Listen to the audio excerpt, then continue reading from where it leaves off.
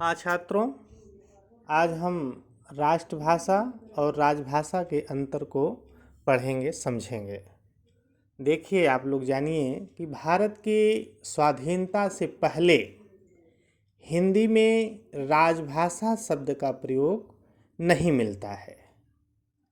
1949 में श्री राजगोपालाचारी ने भारतीय संविधान सभा में नेशनल लैंग्वेज के समानांतर स्टेट लैंग्वेज शब्द का प्रयोग उन्होंने इस उद्देश्य से किया था कि राजभाषा और राष्ट्रभाषा के अंतर को समझा जा सके। तो हम राष्ट्रभाषा और राजभाषा के अंतर को समझेंगे। देखिए, राजभाषा का जो तात्पर्य है वो राजकीय कार्यों में जो व्यवहृत होने वाली भाषा है उसे राजभाषा कहते हैं।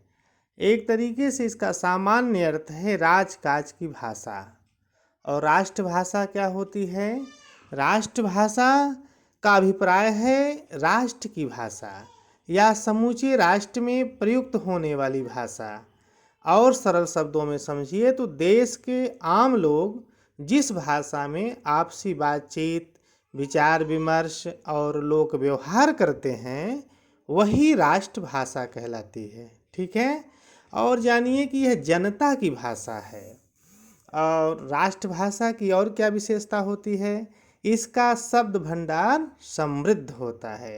अब आइए राजभाषा में। तो राजभाषा ये आपकी प्रशासक वर्ग की भाषा है। और राजकाज की भाषा जो भाषा देश के राजकीय कार्यों के लिए प्रयुक्त होती है वह राजभाषा कहलाती है। राजभाषा के संबंध में एक चीज़ और जानिए आप लोग कि राजभाषा एक संवैधानिक शब्द है। हिंदी को 14 सितंबर 1949 को संवैधानिक रूप से राजभाषा घोषित किया गया था। इसलिए प्रत्येक वर्ष 14 सितंबर को हम लोग हिंदी दिवस मनाते हैं। ठीक है। और राष्ट्रभाषा के संदर्भ में एक और पॉइंट जानिए कि राष्ट्रभाषा का जो स्वरूप होता है वह बहुत लचीला होता है। इसे जनता आवश्यकता अनुसार प्रयोग भी कर सकती है। और ये जानिए कि हमारे देश भारत में कोई भी राष्ट्रभाषा नहीं है। हिंदी जो हमारी है भाषा है ये हमारी भाषा संपर्क भाषा है, राजभाषा है। क्योंकि हमें संवैधानिक रूप से राष्ट्रभाषा का दर्जा हिंदी को नहीं प्राप्त है, राजभाषा के रूप में हिंदी को दर्जा प्राप्त है।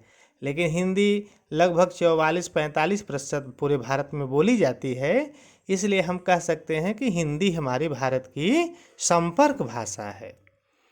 और एक पॉइंट जानिए कि राजभाषा और राष्ट्रभाषा में जो एक और अंतर है, राष्ट्रभाषा में राष्ट्र के समस्त सार्वजनिक स्थानों, तीर्थों, सांस्कृतिक केंद्रों, सभा स्थलों, गली मोहल्लों, मेलों में आदि में इस भाषा का प्रयोग किया जाता है।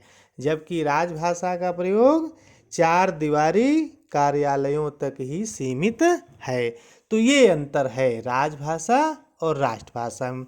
एक तरीके से सरल शब्दों में और आप समझिए कि राष्ट्रभाषा राजभाषा में यही अंतर है जैसे एक बगीचा होता है। बगीचा आप देखिए, फूलों का बगीचा हो तो ये क्या हो गया? राष्ट्रभाषा। अब फूल के बगीचे में से चुने हुए फूलों का गुलदस्ता, ये क्या हो गया? राजभाषा। तो जो गुलदस्ता है वो राजभाषा है और जो बगीचा है, उद्यान है, वो क्या हो गया? राष्ट्रभाषा। तो राष्ट्रभाषा का क्षेत्र बड़ा है और राजभाषा सीमित में है। एक महत्वपूर्ण बिंदु पर मैं चर्चा करना चाहूँगा। भारतीय संविधान के भाग 5, भाग 6 और भाग 17 में राजभाषा संबंधी उपबंध हैं। और भाग 17 का शीर्षक राजभाषा है। इस भाग में 4 अध्याय हैं। कितने अध्याय हैं? 4 अध्याय हैं। और ये चारों अध्याय 343 से 351 के अंतर्गत समाहित हैं। ठीक, धन्यवाद आप लोगों को।